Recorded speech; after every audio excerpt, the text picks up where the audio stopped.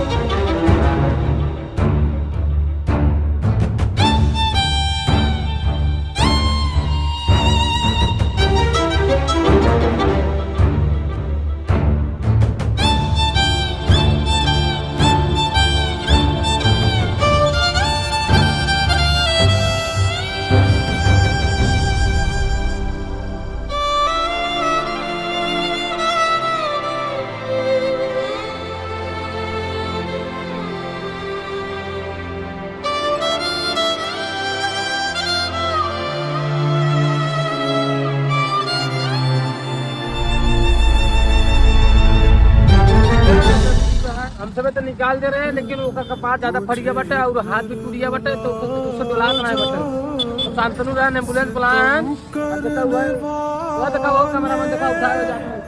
कहीं से तू आ जा, मुझे फिर तबाह कर, मुझे फिर रुला जा, सितम करने वाले कहीं से तू आ जा, कहीं से तू आ जा।